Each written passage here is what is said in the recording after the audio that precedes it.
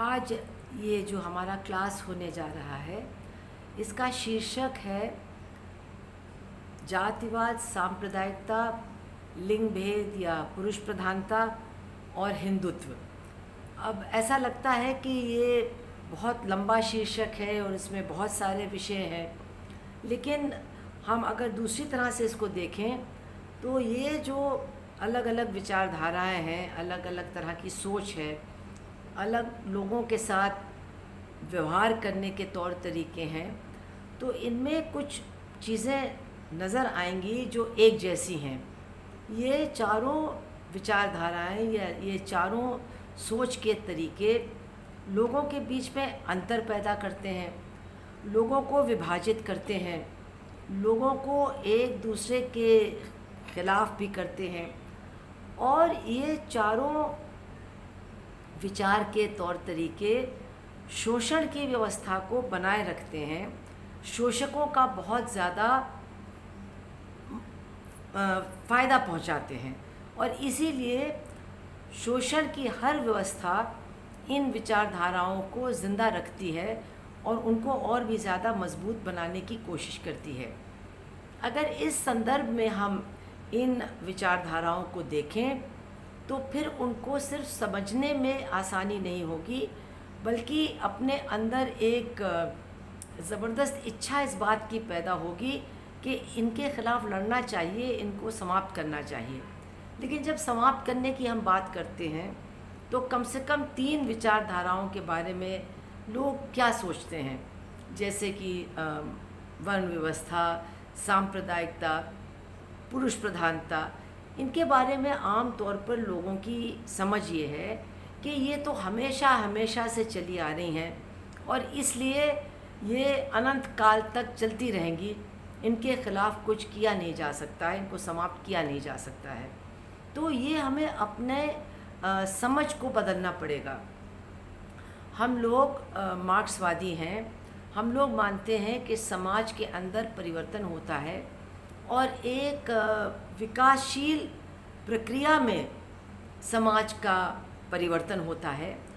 समाज में जो लोगों के संबंध हैं, आपसी संबंध, जो उत्पादन के रिश्ते हैं, वो भी बदलते हैं, और उन रिश्तों के बदलने के साथ साथ सोचने के तौर तरीके भी बदलते हैं, विचारधाराएं भी बदलती हैं।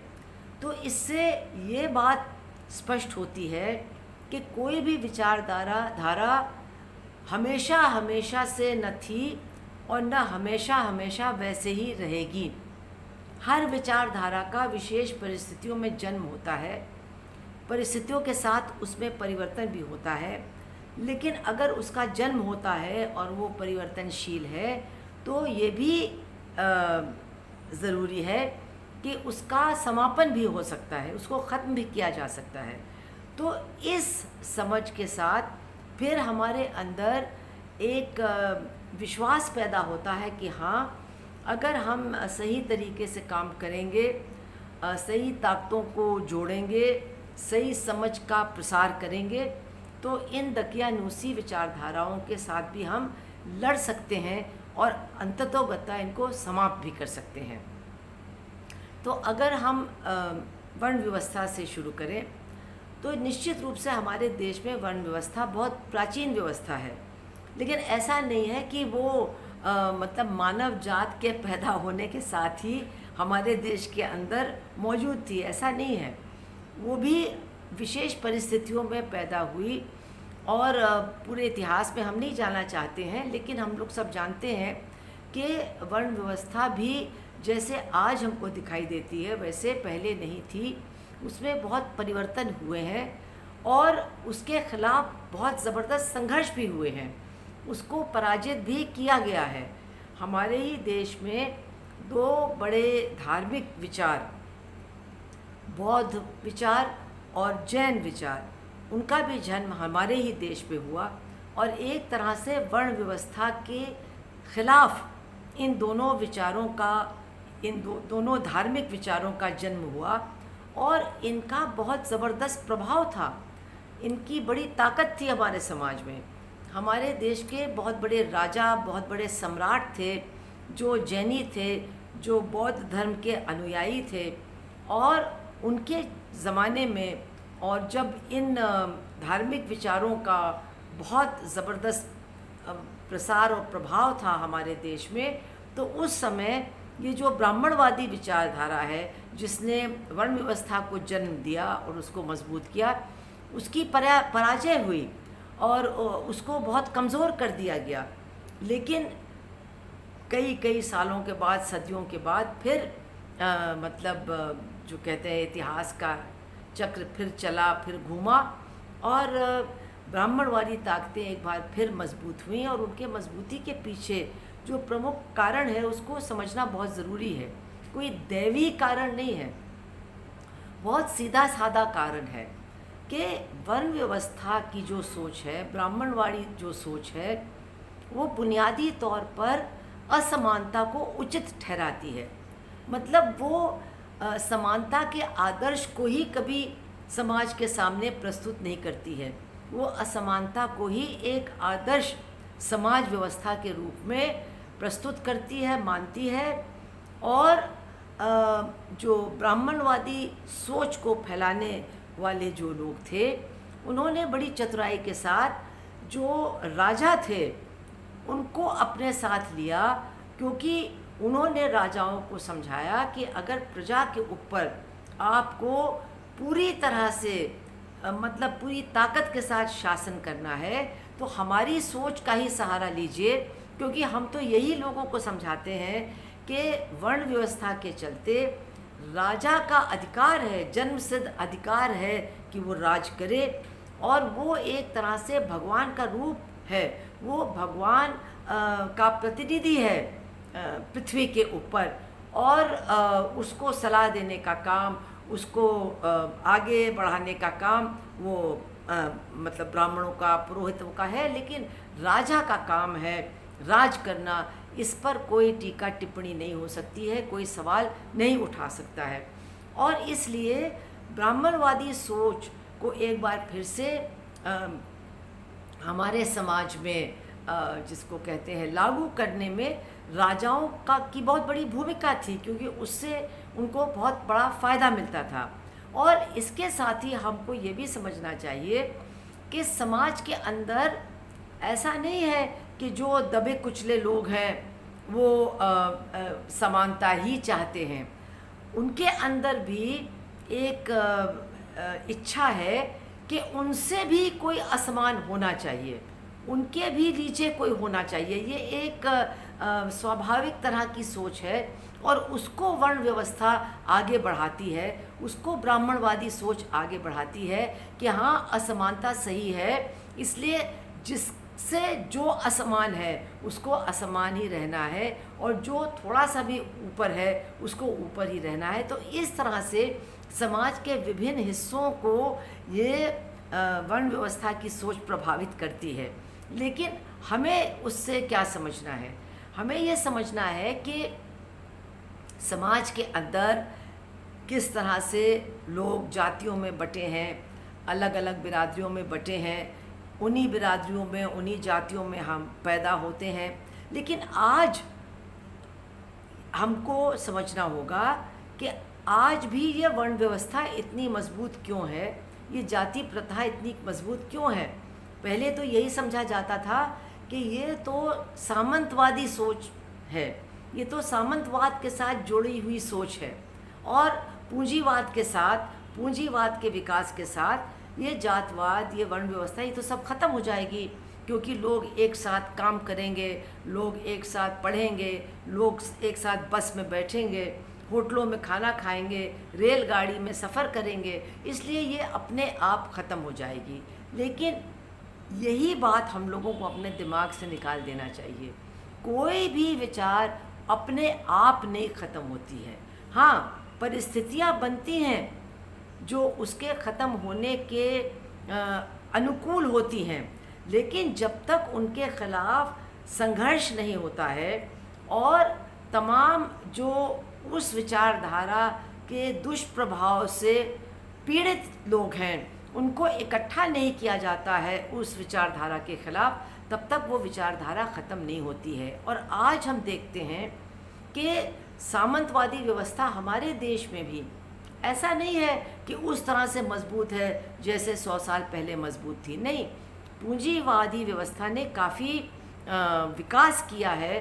पूंजीवादी संबंधों ने बहुत हद तक सामंतवादी संबंधों की जगह ले ली है, लेकिन जाति प्रथा, वर्ण व्यवस्था बनी हुई है।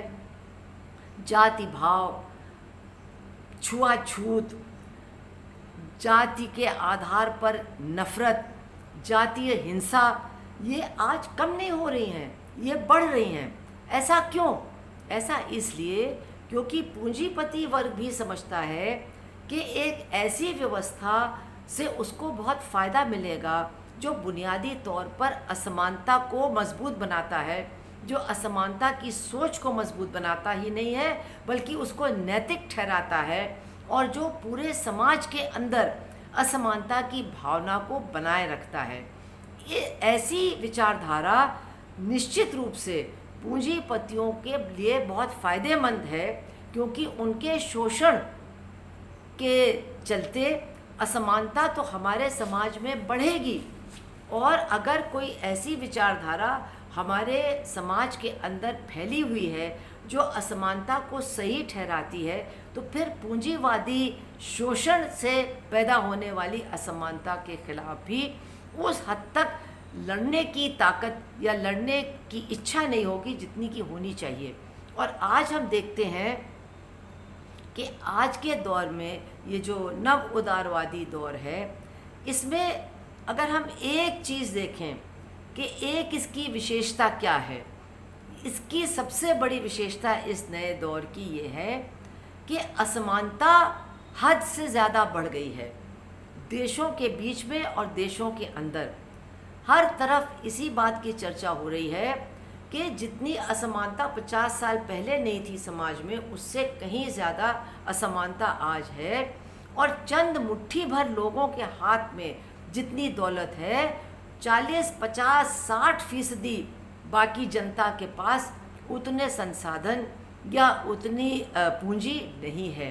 तो इस असमानता जो इस हद तक बढ़ी है, अगर हमारे देश के पूंजीपतियों के पास और उन पूंजीपतियों का साथ देने वाले शासक वर्ग के पास एक ऐसी विचारधारा मौजूद है जो असमानता को बनाए रखती है, जो कहती है कि असमानता तो कभी ख़त्म हो ही नहीं सकती है, कुछ भी कर लो लेकिन असमानता नहीं ख़त्म हो सकती, क्योंकि ये तो जन्म के साथ जुड़ी हुई है।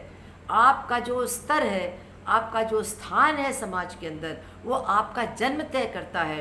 तो ऐसी विचारधारा जितनी मदद करती है असमानता बढ़ाने वाले पूंजीवाद की, कोई दूसरी विचारधारा नहीं करती है। इसलिए हम देखते हैं कि हर तरह से पूंजीवादी जितने विभिन्न साधन हैं प्रसार के, प्रचार के, वो जातिवाद को बढ़ाए रखते हैं, मजबूत रखते हैं। हाँ, ये बात सही है कि जो लोग वर्ण व्यवस्था के से पीड़ित हैं, उनके अंदर भी एक नई जागृति पैदा हुई है। वो भी चाहते हैं कि इससे मुक्ति मिले, लेकिन उनको भी एक जातिवादी खाने में ही बंद करके रखने की पूरी कोशिश की जा रही है। अगर डॉक्टर अंबेडकर की बात को हम याद करें तो वो तो बात करते थे कि जाति का ही उन्मूलन होना चाहिए, बिल्कुल सही बात है। लेकिन आज वो लोग भी जो वास्तव में या कहने के लिए या दिल से जाति शोषण का अंत चाहते हैं, तो वो भी जातिवादी तरीके से इससे लड़ने की कोशिश करते हैं। मतलब जो बुनियादी विभाजन है समाज के अंदर, उसको समाप्त करने की बात नहीं करते हैं। तो ये पूंजीवादी समाज का तरीका है, ये पूंजीवादी शासक दल का तरीका है कि जो लोग मुक्ति भी चाहते हैं उनको भी वो वर्ण व्यवस्था के इस्तेमाल से विभाजित रखते हैं, एक दूसरे का एक तरह से दुश्मन बना करके रखते हैं। और आज अगर हम देखें कि जो विमर्श है, जो जाति उत्पीड़न के खिलाफ भी ये जो पूरा विमर्श है, उसमें पूंजीवाद की बात बहुत कम की जाती है, पूंजीपतियों के शोषण की बात बहुत कम की जाती है, वर्ग की सोच को महत्व नहीं दिया जाता है और एक तरह से इस लड़ाई को भी एक जातिवादी लड़ाई का रूप दिया जाता है, जैसे कि ये लड़ाई कुछ जातियों की लड़ाई है कुछ अन्य जातियों के ख़िलाफ़। दरअसल इस तरह से अगर ये लड़ाई लड़ी जाएगी तो जातिवाद बना रहेगा और जातिवाद बना रहेगा तो जातिवादी शोषण भी बना रहेगा। और यही कारण है कि आज हम देखते हैं इतनी बातों के बाद, संविधान बनने के बाद, तमाम उत्पीड़न के ख़िलाफ़ आंदोलनों और अभियानों के बाद आज भी जो दलित जातियां हैं, आदिवासी जातियां हैं, पिछड़ी जातियां हैं, उनका आर्थिक शोषण तो चरम पे है ही, लेकिन उनके इसके साथ साथ उनको शिक्षा के क्षेत्र से बाहर करना, अच्छी नौकरियों के क्षेत्र से बाहर करना, इसकी कोशिश एक नए सिरे से एक नई ताकत के साथ चल रही है। और दलितों और आदिवासियों के ऊपर जिस तरह की हिंसा हो रही है, रोज़ हो रही है, अगर वो मंदिर में जाते हैं तो मारे जाते हैं, अगर वो सर उठाने की कोशिश करते हैं तो सर कुचला जाता है, अगर एक दलित लड़का अपनी शादी में घोड़े पर बैठता है तो उसको उसकी हत्या करने का प्रयास होता है, अगर अंतरजातीय विवाह का प्रयास होता है या अंतरजातीय विवाह होते हैं तो उसकी भी सज़ा मौत की होती है। तो मतलब पूंजीवादी विकास हो रहा है, शिक्षा का विकास हो रहा है, हर तरह से हम लोग सोच रहे हैं कि हम आधुनिक युग में आगे बढ़ रहे हैं, लेकिन ये जो हमारे देश में बहुत पुराना मर्ज़ है छुआछूत का, वर्ण व्यवस्था का, वो उसका बोलबाला है समाज के अंदर। क्यों? क्योंकि समाज के ऊपर जो हावी ताकतें हैं, पूंजीवादी शासक वर्ग की ताकतें, वो पूरी तरह से प्रसार में अपने माध्यमों में इस व्यवस्था को बनाए रखने के लिए सब कुछ करते हैं ताकि असमानता को स्वीकार करने वाली ताकतें हमारे देश के अंदर ज़िंदा रहें और एक तरह से असमानता को अलग अलग तरीके से लोग भी स्वीकार कर लें। वो खुद भी असमान है लेकिन उनको लगता है कि उनसे ज़्यादा भी कोई असमान है, तो इसके चलते वो खुद भी उस तरह से असमानता के मतलब सिद्धांत के ख़िलाफ़ उस तरह की लड़ाई नहीं लड़ते हैं जैसे कि ज़रूरत है लड़ने की। अगर इसके साथ साथ हम देखें सांप्रदायिकता के बारे में, तो बहुत से लोग सोचते हैं कि सांप्रदायिकता तो हमेशा है होगी क्योंकि हमारे देश में अलग अलग धर्म के लोग हैं और सांप्रदायिकता का धर्म के साथ कुछ संबंध है, तो इसलिए सांप्रदायिकता भी कभी ख़त्म नहीं हो सकती है। लेकिन ये भी एक गलत तरीका है सोचने का। अगर हम इतिहास में जाएं तो ऐसा नहीं है कि हमारा पूरा इतिहास सांप्रदायिक संघर्षों का इतिहास है, ये बिल्कुल गलत तरीका है पेश करने का। अगर हम इतिहास में जाएं कि हाँ, अलग अलग धर्मों के राजा थे, अलग अलग धर्मों के लोग हमारे देश के अंदर आक्रमण करने के लिए आए, लेकिन जो संघर्ष हुए विभिन्न राजाओं के बीच में वो धर्म को लेकर के नहीं हुए, वो सत्ता के लिए हुए। वो सत्ता और ताकत दिखाने के लिए हुए और इसके बहुत सारे उदाहरण हैं, बहुत सारी पुस्तकें इस पर लिखी गई हैं। इनको इसका अध्ययन करना बहुत ज़रूरी है क्योंकि इतिहास को सांप्रदायिकता आज के दौर में बढ़ाने के लिए बहुत तोड़ मरोड़ करके सिर्फ रखा ही नहीं गया था, आज भी रखा जा रहा है और बहुत गलत तरीके से अलग धर्मों के राजाओं को एक दूसरे के धर्म प्रतिनिधि के रूप में दिखाया जा रहा है कि जैसे वो धर्म के प्रतिनिधि के रूप में एक दूसरे से प्रतिस्पर्धा में जुटे हुए थे। ये बिल्कुल गलत सोच है और ये सच्चाई से बिल्कुल परे है।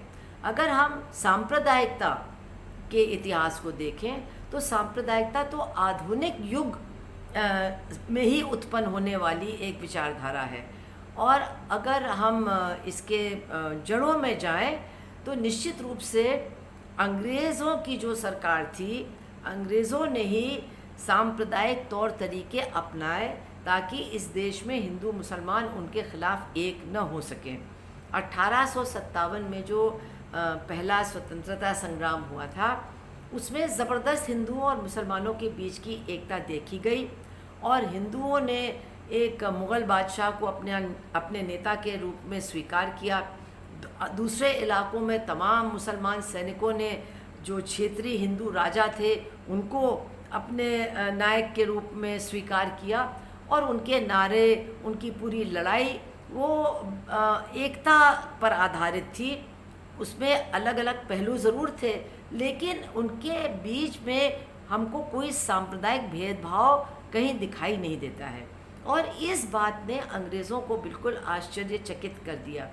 मैं आपको एक छोटा उदाहरण देती हूँ कि उस समय एक बरेली में जो अंग्रेज़ कलेक्टर था, डिस्ट्रिक्ट मजिस्ट्रेट, उसको कुछ पैसे दिए गए एक काम के लिए और उसके बाद उस आदमी ने वो पैसा दिल्ली में वाइसरॉय को लौटा दिया और कहा कि आपने 50,000 रुपये हमको दिए थे, ये जो विरोधी थे, ये जो म्यूटिनियर्स थे, ये जो गदर में शामिल लोग थे, इनके बीच में हिंदू और मुसलमान के आधार पर विभाजन पैदा करने के लिए मेरी तमाम कोशिशें असफल रहीं, इसलिए ये 50,000 रुपये की कीमत मैं आपको लौटा रहा हूँ। ये पत्र मौजूद है, ये दिखाता है कि किस तरह की एकता थी। तो अंग्रेज़ों ने इस एकता को तोड़ने के लिए एक सोची समझी नीति अपनाई कि इस तरह से अब हमारा काम चलेगा, इस तरह से हमारी नीतियों का क्रियान्वयन होगा कि हिंदुओं और मुसलमानों को अलग अलग पहचान के आधार पर अलग अलग खेमों में बांटा जाएगा और वो खेमे विरोधी खेमे होंगे। उनको लगेगा कि उनके हित अलग हैं और अलग ही नहीं है, एक का हित दूसरे को नीचा दिखा के ही पूरा हो सकता है और इस तरह से उन्होंने तमाम नीतियों को लागू करने का काम किया। इसके बहुत सारे उदाहरण हैं। उन्होंने जिस तरह से जनगणना करवाई, जनगणना में जो इंग्लैंड में जनगणना होती थी, सेंसस, उसमें कोई प्रश्न नहीं था धर्म को लेकर के। उसमें प्रश्न यही थे कि तुम पक्के मकान में रहते हो या कच्चे, या कहाँ तक पढ़े हो, वगैरह वगैरह। लेकिन भारत में जो जनगणना की गई उसमें एक ही सवाल के लिए अनिवार्य रूप से उत्तर देना था और वो था तुम्हारा धर्म क्या है। और इसने जो अलग अलग पंथों को लोग मानते थे, अलग अलग देवताओं को लोग मानते थे या अलग अलग पीर को मानते थे, उन लोगों में एक हिंदू होने की और मुसलमान होने की एक धीरे धीरे पहचान पैदा की गई, क्योंकि उनको कहना ही पड़ता था कि तुम हिंदू हो या मुसलमान हो।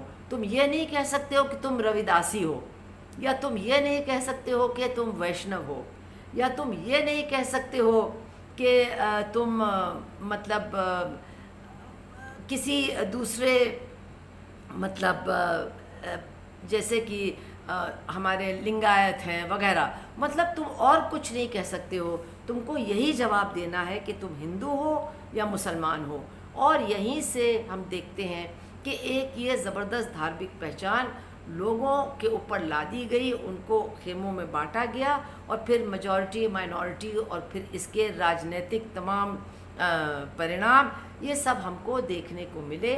और किस तरह से जो वोट देने का अधिकार था, किस तरह से लोगों को नुमाइंदा बनाया जाता था अंग्रेज़ सरकार की तरफ से, वगैरह वगैरह। अगर इस पूरे इतिहास में हम जाएं तो हम देखेंगे कि हर तरफ अंग्रेज़ों के अंदर एक ही भावना थी कि हमको सब कुछ करना है हिंदू और मुसलमानों को अलग करने के लिए एक दूसरे से, और ये उन्होंने बखूबी किया।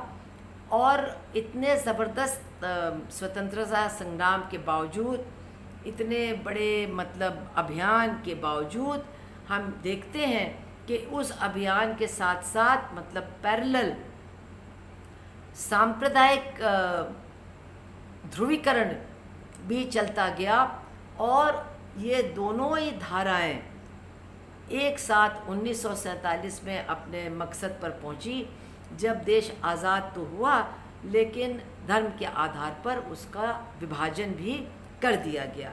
तो ये हमको बताता है कि सांप्रदायिकता शासक वर्ग के लिए कितना ज़बरदस्त हथियार है। अंग्रेज़ चाहते थे कि जब वो भारत को छोड़े तो भारत एक कमज़ोर देश हो, वो एक ऐसा देश न हो जो दुनिया के अंदर आज़ादी के लिए लड़ने वाले तमाम देशों का नेतृत्व करे, वो एक ऐसा देश न हो जो आर्थिक तौर पर बहुत मजबूत हो। और उन्होंने इस मकसद के तहत पूरी तरह से विभाजन को प्रेरित किया और फिर विभाजन हुआ और आज तक हम उस विभाजन का अंजाम भुगत रहे हैं। हमको तमाम हमारी जो समस्याएं हैं वो उससे उत्पन्न होती हैं। लेकिन इस पूरे इतिहास से हमको ये भी समझना चाहिए कि ये सांप्रदायिकता ये कोई ऐसी चीज़ नहीं है जो धर्म के साथ लोगों के अंदर अपने आप पैदा हो जाती है, ये पैदा की जाती है। इसके लिए इसको पाला जाता है, इसको पोसा जाता है और हर शासक वर्ग कुछ हद तक सांप्रदायिकता का इस्तेमाल भी करता है, क्योंकि सांप्रदायिकता गरीबों को बांटता है, मज़दूरों को बांटता है और मज़दूरों और गरीबों का ध्यान असली दुश्मन से अपने ही जैसे लोगों की तरफ मोड़ता है। और इसका फ़ायदा किसको मिलता है? इसका फ़ायदा हमारे देश के जो पूंजीपति हैं उनको मिलता है और इसके साथ साथ उनके तरफ से शासन करने वाला जो शासक वर्ग है उसको मिलता है। और इसीलिए हम देखते हैं कि 1947 से लेकर के आज तक हर साल भारत के किसी न किसी कोने में दंगे हुए हैं। और हम लोग सब जानते हैं कि अगर प्रशासन चाहे, अगर शासन चाहे तो दंगा नहीं होगा, और अगर कहीं दंगा भड़क भी जाता है तो बहुत जल्दी उसको ख़त्म भी कर दिया जाएगा। तो दंगे क्यों होते हैं?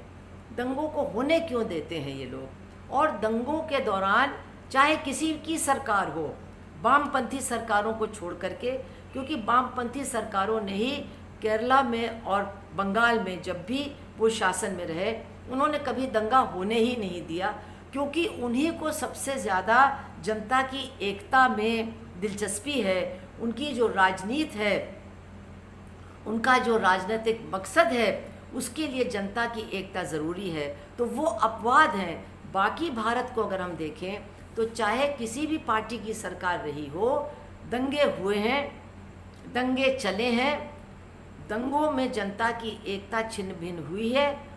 और इसके साथ साथ ये भी मानना पड़ेगा कि दंगों में प्रशासन ने अल्पसंख्यकों के ख़िलाफ़ ही ज़्यादा काम किया है, ज़्यादा हमले किए हैं, ज़्यादा उनको पीड़ित किया है।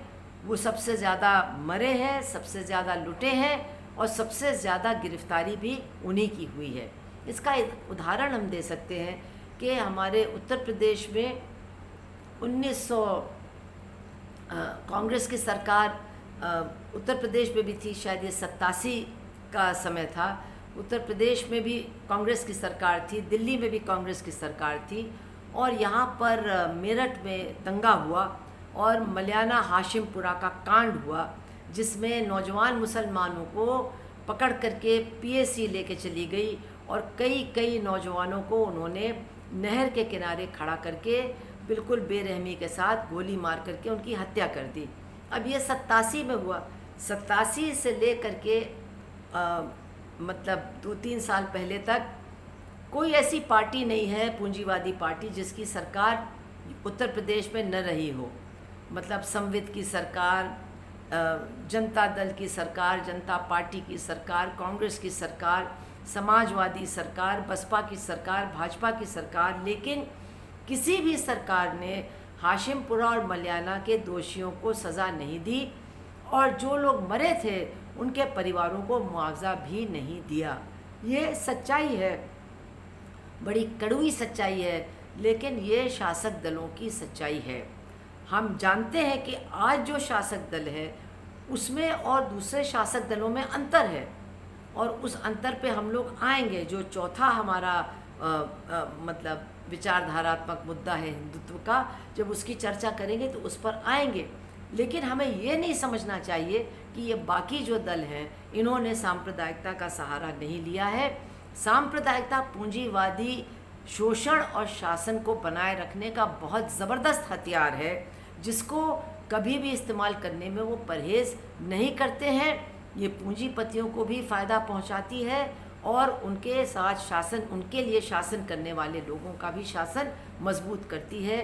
तो ये एक राजनीतिक हथियार है जिसका इस्तेमाल तमाम पार्टियों ने हमारे देश में किया है। लेकिन हमको समझना चाहिए, क्योंकि हमारे अंदर भी एक बहुत बड़ी गलतफहमी है। हम लोगों में से बहुत से ये समझते हैं कि दंगों से, सांप्रदायिकता से सिर्फ अल्पसंख्यकों का नुकसान होता है, और ये हमारी सोच वहाँ तक चली जाती है कि ये जो धर्मनिरपेक्षता है ये तो सिर्फ अल्पसंख्यकों को ही फ़ायदा पहुँचाने के लिए हमारे संविधान में दर्ज किया गया। ये बात बिल्कुल गलत है। हाँ, ये बात सही है, सांप्रदायिक हमलों के दौरान, सांप्रदायिक दंगों के दौरान अल्पसंख्यकों का नुकसान ज़्यादा होता है, उनको निशाने पर रखा जाता है। लेकिन सांप्रदायिकता से जो विभाजन पैदा होता है समाज के अंदर, सांप्रदायिकता से हमारा जो ध्यान बांटा जाता है, असली मुद्दों को बिल्कुल हम भुला करके जुनूनी मुद्दों की तरफ बह जाते हैं। इससे हमारा आंदोलन, हमारे संगठन, हमारे आगे बढ़ते हुए कदम, इन सबको कितना नुकसान पहुंचता है। ये जो पूंजीवादी शोषण है, ये जो पूंजीवादी शोषण के चलते मजदूर वर्ग पर रोज़ ज़बरदस्त हमले हो रहे हैं। अगर सांप्रदायिकता का इस्तेमाल मजदूर वर्ग को केवल बांटने के लिए ही नहीं, बल्कि लोगों के ध्यान को दूसरी तरफ मोड़ने का न किया जाए, तो फिर इन तमाम हमलों को मजदूर वर्ग और आम जनता बर्दाश्त नहीं करेगी।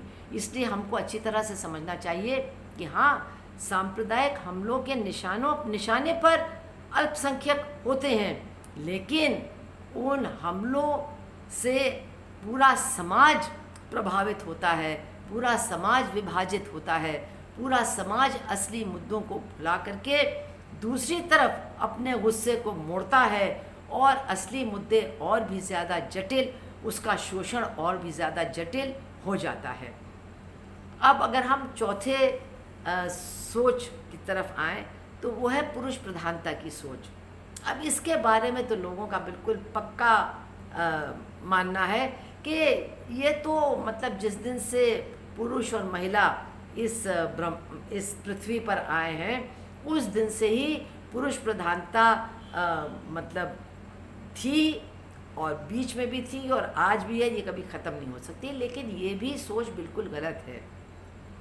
अगर हम मानव समाज के इतिहास का थोड़ा सा भी अध्ययन करें तो हमें पता चलेगा, और अगर हम अपने ही मान्यताओं को देखें, जिन चीज़ों के बारे में हमको भी काफ़ी अनुभव है, अगर हम उनके बारे में एक नई रोशनी में सोचना शुरू करें, तो हमें समझ में आएगा कि एक समय ऐसा था जब समाज बहुत ही पिछड़ा हुआ था। मतलब कृषि भी नहीं शुरू हुई थी, मतलब कृषि का काम भी नहीं शुरू हुआ था, और लोग इधर से उधर छोटे छोटे समूह में इधर से उधर घूमते थे, और जंगलों से जो भी फल और दूसरी चीज़ें मिलती थी उसको खाते थे। तो उस समय जो छोटा वो समूह था, वो जो समाज था, उसमें महिलाओं का स्थान बहुत ऊंचा था। क्यों? क्योंकि जिस चीज़ का सबसे ज़्यादा महत्व या सबसे ज़्यादा कीमत होती है समाज में, उसके ऊपर जिसका आधिपत्य होता है, वही समाज में सर्वश्रेष्ठ माना जाता है, सबसे ऊंचा स्थान उनका होता है। तो जब समूह बहुत छोटे थे, जब ज़िंदगी का कुछ अता पता नहीं था, लोग बहुत जल्दी मर जाते थे, तो एक बच्चा ही समाज की सबसे बड़ी पूंजी थी। बच्चे ही समाज जिंदा रहेगा कि नहीं उसको तय करते थे। अगर बच्चे ज़िंदा रहेंगे तो वो समूह ज़िंदा रहेगा। इसलिए बच्चों की बहुत कीमत थी। बच्चों को पैदा करने की जो प्रक्रिया है उसकी बहुत ज़्यादा मतलब मान्यता थी उस समाज में, और चूँकि महिलाएं ही बच्चों को पैदा करती थीं, इसलिए वो एक मतलब सृष्टि करने वाली ताकत के रूप में उनकी एक तरह से पूजा होती थी समाज में, सबसे ऊंचा स्थान उनका था। और आप देखेंगे जो सबसे प्राचीन मतलब पूजने वाले वो हैं, वो देवता नहीं, वो देवियां हैं। सबसे पुरानी तो देवियां हैं, मदर गॉडेसेस, मतलब माताएं। तो ये क्यों? क्योंकि वो उस समाज का प्रतिबिंब है जिसमें मातृसत्ता थी, जिसमें महिलाओं का बहुत ज़्यादा ऊंचा स्थान था, और ये काफ़ी सदियों तक चली।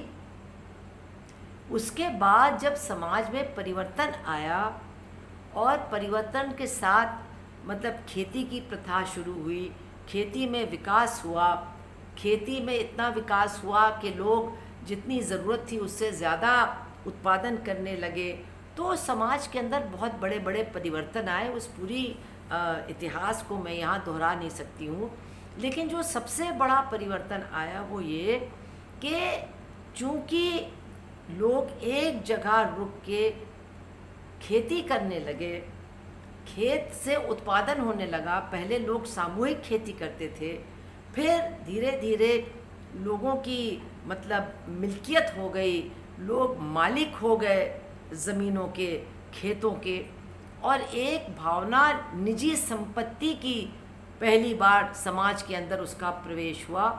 और जैसे जैसे संपत्ति बढ़ी वैसे वैसे संपत्ति का जो संपत्ति के बारे में जो सोच थी वो बहुत प्रभावशाली हो गई। और जब संपत्ति की सोच यानी निजी संपत्ति की सोच समाज के अंदर प्रभावशाली हो जाती है तो संपत्ति का जो मालिक होता है उसकी सोच में बहुत बड़ा परिवर्तन आता है। और उस समय संपत्ति क्या थी? खेत, खेत पर काम करने वाले औजार, और इनका मालिक कौन था? इनका मालिक पुरुष था। तो पुरुष जो उस समाज की सबसे महत्वपूर्ण संपत्ति थी उसका मालिक था, और उसके अंदर जो निजी संपत्ति की भावना मतलब प्रबल हुई, तो उसके साथ साथ ये भी बात बहुत महत्वपूर्ण हो गई कि आखिर इस संपत्ति का वारिस कौन होगा, इस संपत्ति को उसके मृत्यु के बाद कौन उसका मालिक बनेगा। और फिर ये सोच आने लगी कि एक वैध औलाद होनी चाहिए, इस संपत्ति को पाने वाला एक वैध औलाद होनी चाहिए। और वैध औलाद को मतलब निश्चित करने के लिए ये ज़रूरी था कि महिलाओं को नियंत्रित किया जाए, महिलाओं के ऊपर पुरुषों का आधिपत्य जमाया जाए। अगर महिलाएं आज़ाद होंगी, अगर महिलाएं जिस तरह से पुरुष कई तरह के रिश्तों में अपने आप को मतलब संलग्न करता है, अगर महिलाओं को भी यही स्वतंत्रता मिलेगी या उनकी यही स्वतंत्रता बनी रहेगी, तो फिर ये नहीं तय हो पाएगा कि वो जिस बच्चे को वो पैदा कर रही है उसका पिता कौन है।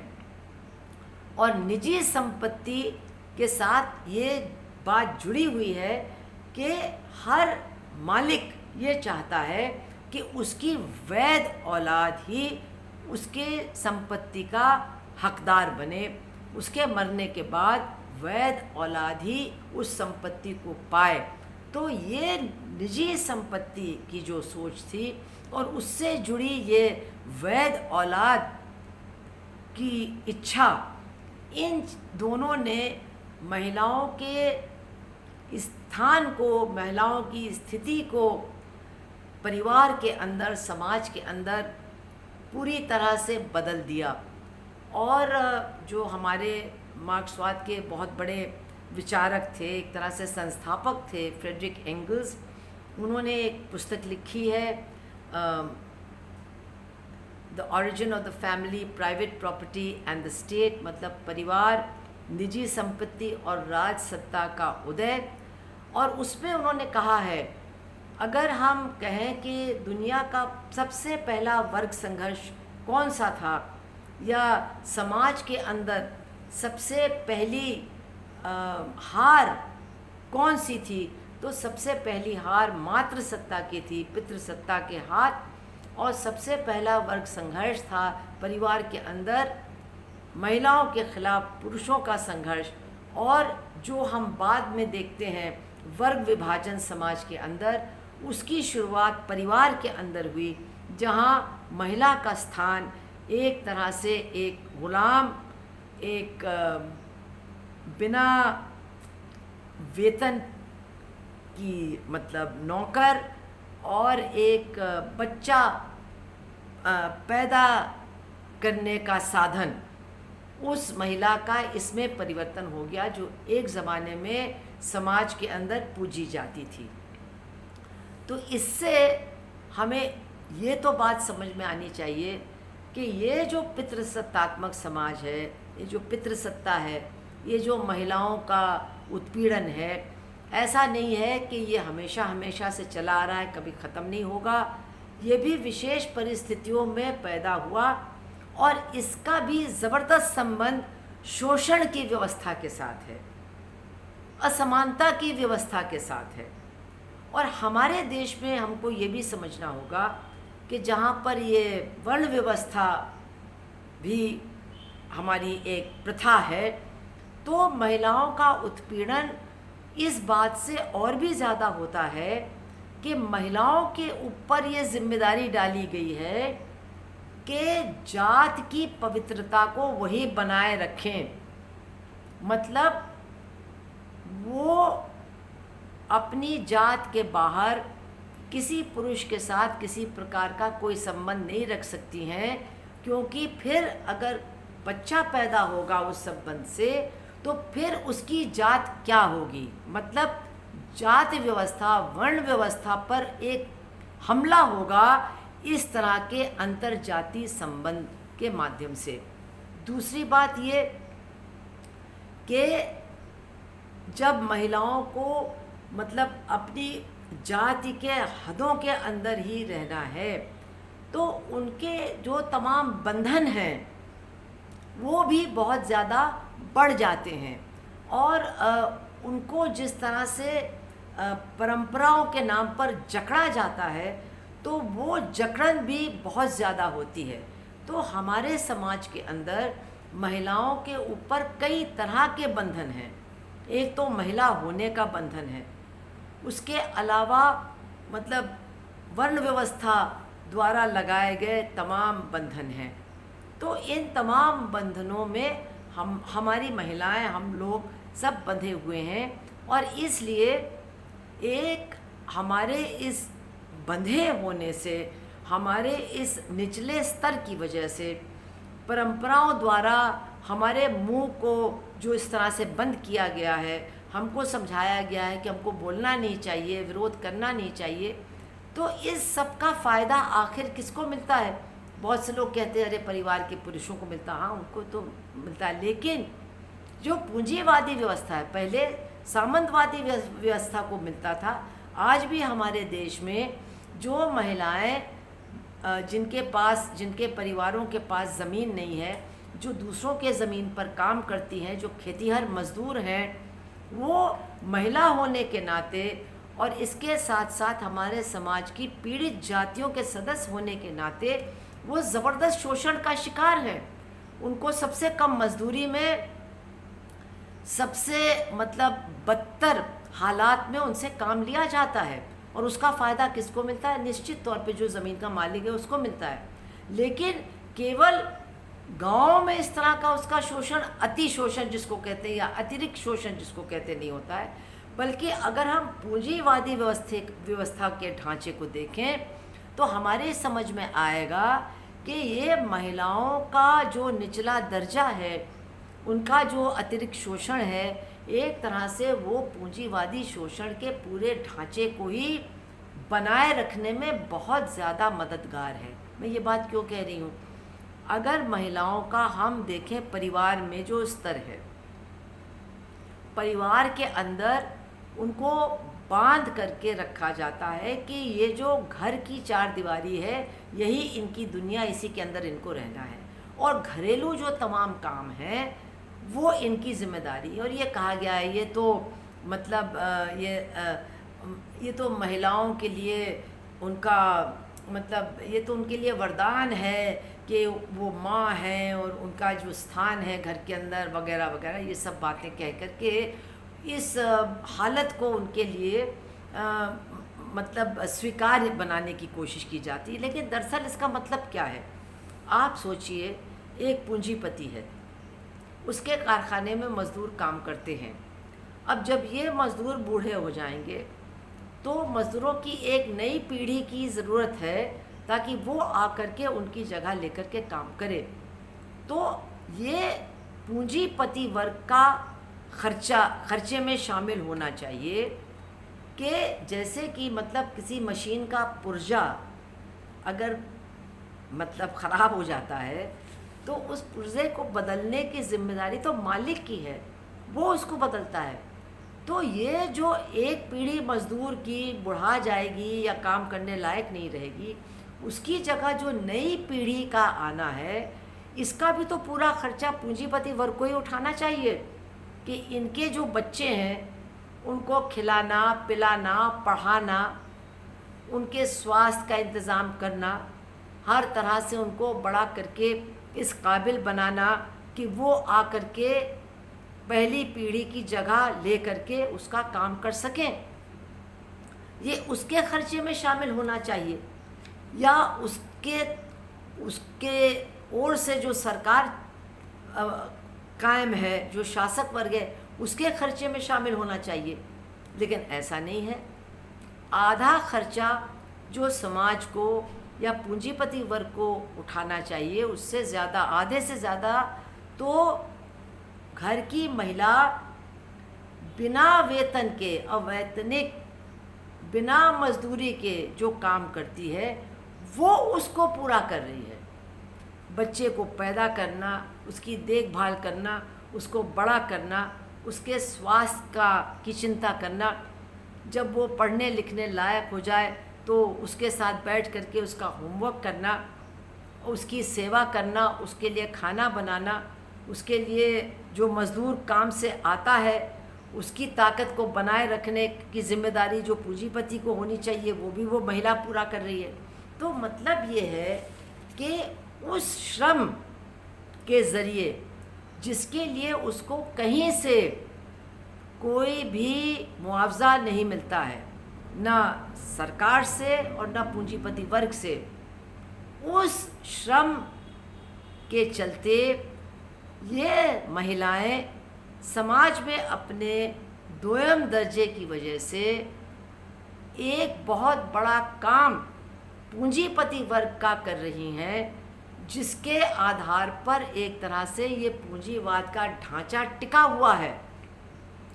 अगर इस पूरे खर्च को पूंजीपतियों को वहन करना पड़े, उनकी सरकार को वहन करना पड़े, तो फिर समाज की सूरत बिल्कुल अलग हो जाएगी और उनका शोषण भी उस तरह का नहीं होगा जिस तरह का है।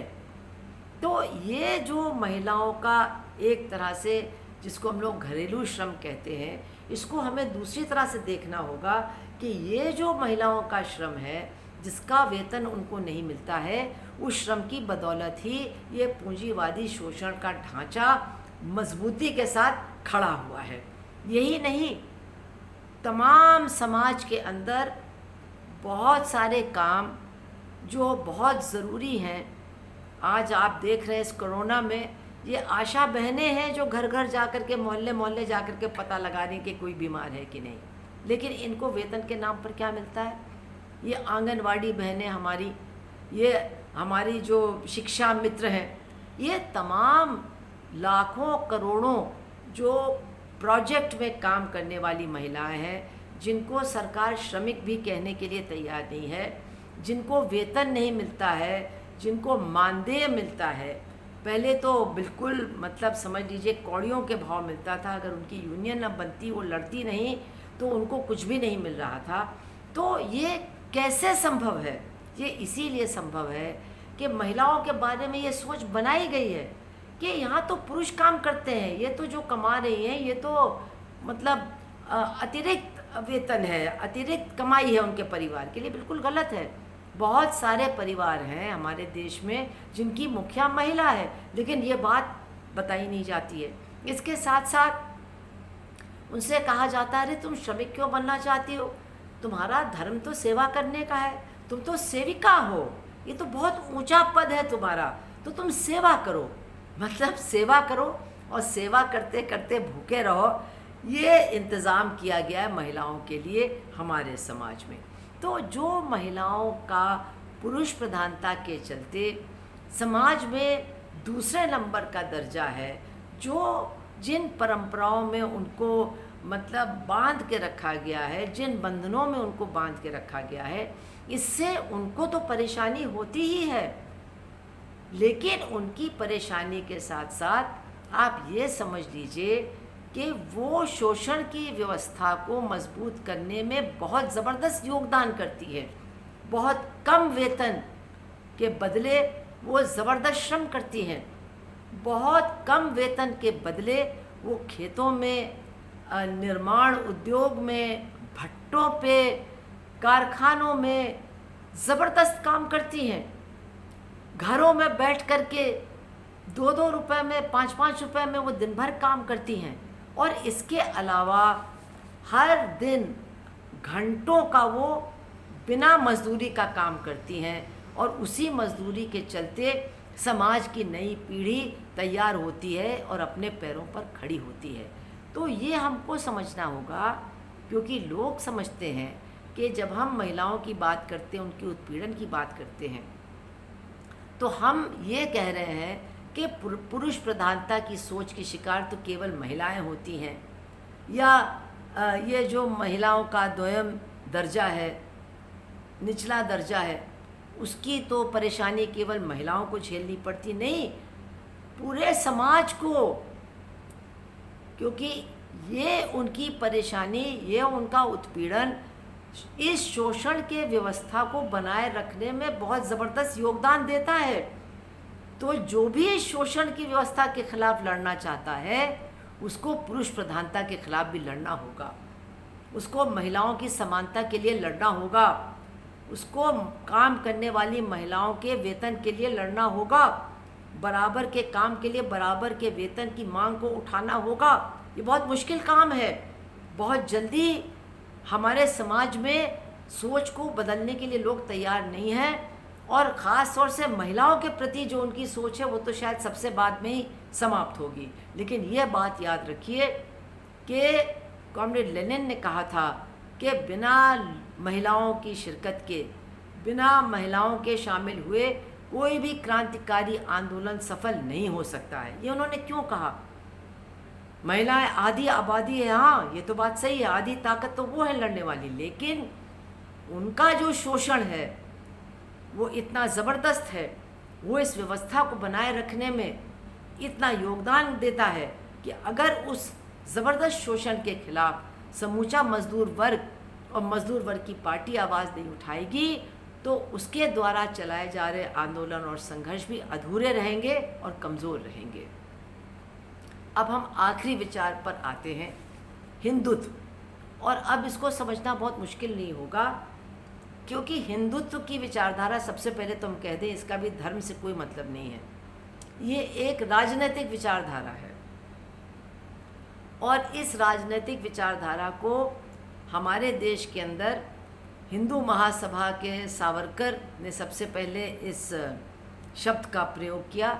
लेकिन इसके बाद जो आरएसएस को की नींव डालने वाले लोग थे, उन्होंने इस विचार को अपनाया कि उनका मकसद है, वो हिंदुत्ववादी हैं और वो एक हिंदुत्व पर आधारित राज्य को इस देश के अंदर कायम करना चाहते हैं। तो हमको समझना होगा ये कैसा राज्य होगा। ये एक ऐसे सोच के लोग हैं जो हमारे देश के संविधान को नहीं मानते, मतलब समानता के सिद्धांत को भी अपनाने को तैयार नहीं हैं। ये मानते हैं मनुस्मृति को। ये मनुस्मृति को संविधान की जगह इस देश पर लागू करना चाहते हैं। तो इसका मतलब ये है कि ये सबसे ज़्यादा घनघोर जातिवादी हैं, यानी सबसे ज़्यादा घनघोर वर्ण व्यवस्था को बनाए रखने वाले लोग हैं। ये सबसे ज़्यादा जाति उत्पीड़न से परेशान लोगों के दुश्मन हैं। ये सबसे ज़्यादा सांप्रदायिकता की सोच को बढ़ाने वाले लोग हैं, उसका फ़ायदा उठाने वाले लोग हैं। इनकी पूरी राजनीति, मैंने बताया था, दूसरे शासक दल भी सांप्रदायिकता का सहारा लेते हैं, लेकिन भारतीय जनता पार्टी, जिसको आरएसएस नहीं पैदा किया, उसकी तो पूरी राजनीति सांप्रदायिकता पे ही टिकी हुई है, उसी पर आधारित है। और उसका परिणाम तो हम लोग देख रहे हैं। अल्पसंख्यकों पर तमाम हमले हो रहे हैं, उनके खिलाफ एक नफ़रत का माहौल पैदा किया जा रहा है। हमने देखा कि मतलब उनकी लिंचिंग भी हुई है, भीड़ ने उनको ज़िंदा मारने का काम भी किया है। लेकिन हमको ये अच्छी तरह से समझना चाहिए, जैसा कि मैंने सांप्रदायिकता के संदर्भ में कहा, कि भारतीय जनता पार्टी केवल ऐसा नहीं है कि सांप्रदायिकता उसको अच्छी लगती है इसलिए वो सांप्रदायिक है, या वर्ण व्यवस्था उसको अच्छी लगती है इसलिए वो वर्ण व्यवस्था की प्रचारक है। इसके साथ साथ वो पुरुष प्रधानता को भी बहुत सही समझते हैं, और महिलाओं के स्थान के बारे में उनका यही विचार है कि बच्चा पैदा करना, घर को संभालना, अच्छी महिला बन के रहना, संस्कारी महिला बन कर के रहना, यही महिलाओं का कर्तव्य है। पुरुष प्रधानता के भी ये सबसे बड़े समर्थक हैं। लेकिन ये सब के साथ अगर हम ये भूल जाएंगे कि आखिर ये कौन सी आर्थिक व्यवस्था को बनाए रखना चाहते हैं। ये सबसे ज़्यादा जो बड़े पूंजीपति हैं, जो इस देश के बड़े कॉरपोरेट हाउसेस हैं, उनके पक्ष में नीतियों को बना करके उनके ज़बरदस्त शोषण को बनाए रखने वाले लोग हैं। और इसलिए इनकी जो सांप्रदायिकता का इस्तेमाल है, इनका जो पुरुष प्रधानता का इस्तेमाल है, इनका जो वर्ण व्यवस्था का इस्तेमाल है, इस सबको हमें समझना होगा कि ये सारा इस्तेमाल वो कर रहे हैं क्योंकि उनकी मान्यता है वैसी, लेकिन इसके साथ साथ इनका इस्तेमाल वो कर रहे हैं इस देश के बड़े पूंजीपतियों को और भी ज़्यादा ताकतवर बनाने के लिए, असमानता की स्थिति को और भी ज़्यादा मतलब जटिल बनाने के लिए, और शोषण को और भी ज़्यादा ज़बरदस्त बनाने के लिए। और इसीलिए हम बहुत मतलब 4-5 साल पहले के भी उदाहरण आपके सामने नहीं रखेंगे। हम आपके सामने जो इस कोरोना के बीमारी के दौरान जो कुछ हमारे केंद्र की सरकार ने किया, बस 2-3 उदाहरण उसी से मैं आपको दूंगी समझाने के लिए इस बात को। आपने देखा कि कोरोना के बारे में दिसंबर के अंत में मालूम हो गया था, और केरल की सरकार ने जनवरी के शुरुआत में ही उसकी तैयारी कर ली कि कोरोना आएगा और हम उसके लिए तैयार रहेंगे। लेकिन केंद्र सरकार, जनवरी चला गया, फरवरी चला गया, मार्च करीब करीब ख़त्म हो गया, वो अपने ही प्राथमिकताओं में उलझी रही। ट्रंप का उनको स्वागत करना था, दिल्ली के चुनाव में दखलंदाजी करनी थी, दिल्ली में हिंसा करवानी थी, और उसके बाद मध्य प्रदेश की कांग्रेस की सरकार को हटा करके अपनी सरकार लानी थी। इसलिए जनता को कोरोना के बारे में ज़्यादा कुछ बताया नहीं गया, हवाई जहाज़ों को रोका नहीं गया, हवाई अड्डों को बंद नहीं किया गया, टेस्टिंग का काम शुरू नहीं किया गया। बड़े पैमाने पर जो स्वास्थ्य व्यवस्था हमारे देश में बिल्कुल मतलब बहुत ही ज़्यादा कमज़ोर है, केरला को छोड़ करके, उसको ठीक करने का कोई काम नहीं किया, और एकदम से 25 तारीख को लॉकडाउन घोषित कर दिया, बिना किसी से पूछे, बिना किसी से बात किए, और उसका परिणाम हमको मालूम है। लेकिन अपनी इन तमाम गलतियों और कमज़ोरियों से लोगों का ध्यान बिल्कुल बांट करके दूसरी दिशा में केंद्रित करने के लिए इन्होंने सांप्रदायिकता का आधार लिया। क्या किया? उन्होंने कहा कि ये जो कोरोना फैल रहा है, इसको जिहादी फैला रहे हैं, इसको मरकज़ के लोग फैला रहे हैं। अरे इनसे कोई पूछे, आपने मरकज़ के लोगों को बाहर से आने क्यों दिया? ये तो मार्च के महीने में आए। आपने इनका जो इनकी जमात हुई थी, उसकी परमिशन क्यों दी? दिल्ली में तो law and order home ministry देखता है, केंद्र सरकार देखती है, आपने इनको इजाज़त क्यों दी? इन्होंने मूर्खता की, तो आपने क्या किया इसको रोकने के लिए? लेकिन जमातियों ने किया, थूक रहे हैं, ऐसा कर रहे हैं, वैसा कर रहे हैं, इनको जेल भेजो, इनको बंद करो। जितने केसेस हैं सब जमातियों की वजह से हैं। ये नहीं कहा कि ट्रंप के लिए जो हमने बड़ी आम सभा की थी वहाँ भी लोग इकट्ठा थे। ये जो हवाई जहाज़ लगातार आ रहे थे, इसमें बैठे हुए यात्री कोरोना को लेकर के आ रहे थे। इन सारी चीज़ों से ध्यान बांटने के लिए इन्होंने कोरोना का ही सांप्रदायिकीकरण कर दिया और इसको जिहादी कोरोना का नाम दे दिया। तो इससे हम समझ सकते हैं कि ये सांप्रदायिकता का इस्तेमाल किस तरह से करते हैं। यही नहीं, इस तरह से जो इन्होंने पिछले 3 महीने में जो काम किया है, क्या क्या किया है इन्होंने? सांप्रदायिकता का सहारा लेकर के हर छोटी घटना को सांप्रदायिक बनाने की कोशिश करके और मीडिया की पूरी मदद लेकर के, चाहे वो पालघर का मामला हो, चाहे वो एक हाथी जो मर गया केरला के अंदर, रोज़ कोई ना कोई सांप्रदायिक प्रचार, और उस प्रचार की आड़ में सुप्रीम कोर्ट आरक्षण के खिलाफ फैसले दे रहा है, सुप्रीम कोर्ट ट्राइबल टीचर्स की नियुक्ति के खिलाफ अपने फैसले दे रहा है, सुप्रीम कोर्ट टिप्पणियाँ, बहुत ही मतलब ऐसी टिप्पणियाँ जिसकी हम उम्मीद नहीं करते हैं, ऐसी टिप्पणियाँ दलित समाज और आदिवासी समाज के बारे में कर रहा है।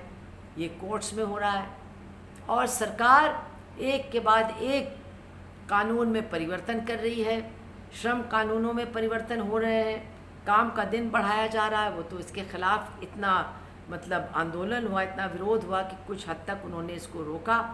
और आज हम देखते हैं कि बिजली के क्षेत्र में निजीकरण को ये धक्का दे रहे हैं और तमाम राज्य सरकारों की जो अधिकार क्षेत्र है उसमें वो प्रवेश करने का काम कर रहे हैं। जो आवश्यक वस्तु अधिनियम है, जो थोड़ा बहुत ज़रूरत के सामान के दाम पर नियंत्रण रखता है, उसको इन्होंने ख़त्म कर दिया है। मतलब एक सांप्रदायिक माहौल बना करके लोगों को उलझा करके, जैसा कि मैंने पहले कहा, मुसलमानों पर तो निशाना वो साधते हैं, लेकिन हमला सबके ऊपर है, तमाम कमेरों के ऊपर है, तमाम उन लोगों के ऊपर है जो आम लोग हैं, जो नौकरी करते हैं, जो मजदूरी करते हैं, सबके ऊपर हमला है। और ये किस हद तक जा सकते हैं वो हमको दिखाई दे रहा है कि गोदामों में राशन भरा हुआ है, लेकिन वो राशन जनता को, गरीबों को देने के लिए तैयार नहीं है। ये कहते हैं हमारे पास बहुत धान है गोदाम में, इतना धान है कि इसका हम सैनिटाइज़र बनाएंगे। लोग भूखों मर रहे हैं और आप धान का सैनिटाइज़र बनाने की बात कर रहे हैं।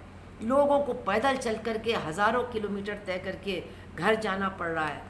ये ट्रेन को चलाते हैं तो ट्रेन को भी पता नहीं कहाँ भेज देते हैं, ट्रेन में बिठा करके लोगों को पानी तक नहीं देते हैं। मतलब जितना पीड़ित इस सरकार ने लोगों को किया है, जितना परेशान इस सरकार ने किया है, भूख से मारा है,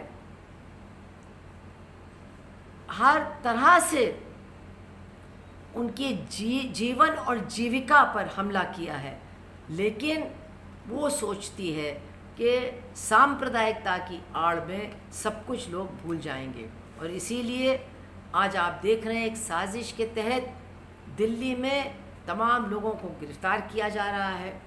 वो ज़्यादातर मुस्लिम छात्र छात्राएं हैं, कुछ मुस्लिम लोग हैं जो नॉर्थ ईस्ट दिल्ली में रहते हैं, कुछ उनका साथ देने वाले दूसरी छात्राएं भी हैं। और एक माहौल बनाया जा रहा है कि कोई बहुत बड़ी साजिश रची जा रही है कि भारत की सरकार को पलट करके इस्लामी हुकूमत यहाँ पर कायम किया जाएगा, हिंदुओं के ऊपर हमले किए जाएंगे, हिंसक हमले किए जाएंगे। एक ये पूरी साजिश रची जा रही है। सीए के ख़िलाफ़ जो प्रदर्शन हो रहे थे, जो बिल्कुल संविधान के तहत थे और संविधान को बचाने वाले थे, उनको भी इस बड़ी साजिश का हिस्सा बना करके उनमें भाग लेने वाले लोग, और जो दंगों में मतलब जो लोग मारे गए, जो लोग लूटे गए, जो उनकी मदद कर रहे थे, उन लोग, सबको जोड़ करके संगीन दफ़ाओं में नज़रबंदी के कानून के तहत उनको बंद किया जा रहा है और लोगों को समझाने की कोशिश की जा रही है कि ये एक बहुत बड़ी साजिश मुसलमानों की तरफ से रची जा रही है भारत की सरकार को पलट करके इस्लामी हुकूमत को यहाँ पर कायम करने की। तो ये सब क्यों हो रहा है?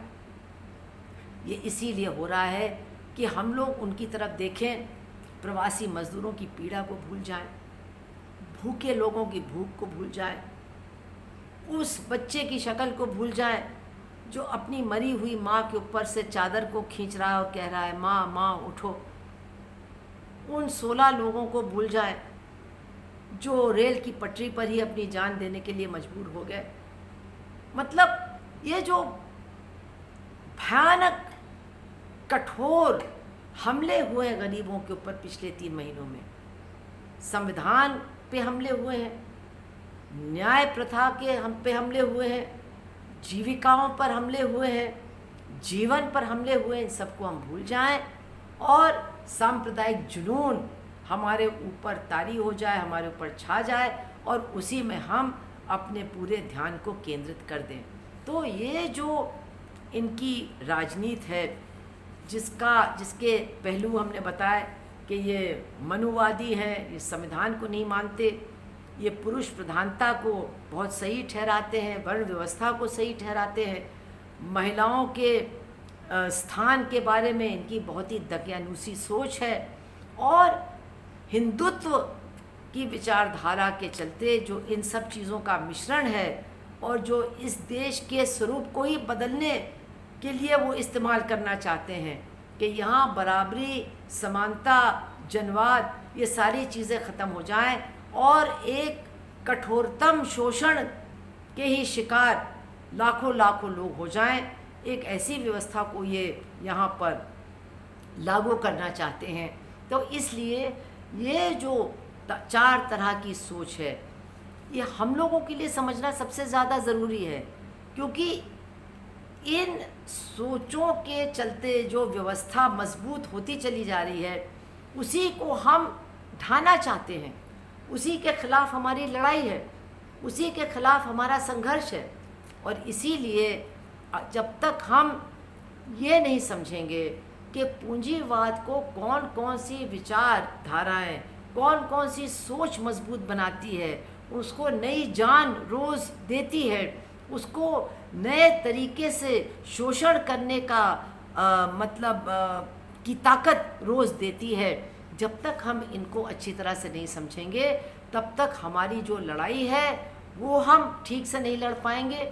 और इस लड़ाई में हमको कैसे दलितों का सवाल उठाते हुए, आदिवासियों के सामाजिक सवाल उठाते हुए, महिलाओं के सवाल उठाते हुए, अल्पसंख्यकों के सवाल उठाते हुए, केवल आर्थिक सवाल ही नहीं, सामाजिक सवाल, उनके विशेष उत्पीड़न के सवाल को उठाते हुए जब तक हम जोड़ेंगे नहीं, अपनी कतारों में लाएंगे नहीं, तब तक हम उस बड़ी ताकत को पैदा नहीं कर पाएंगे इस व्यवस्था को ढाने के लिए और इस व्यवस्था के साथ इन तमाम दकियानूसी विचारधाराओं को समाप्त करने के लिए।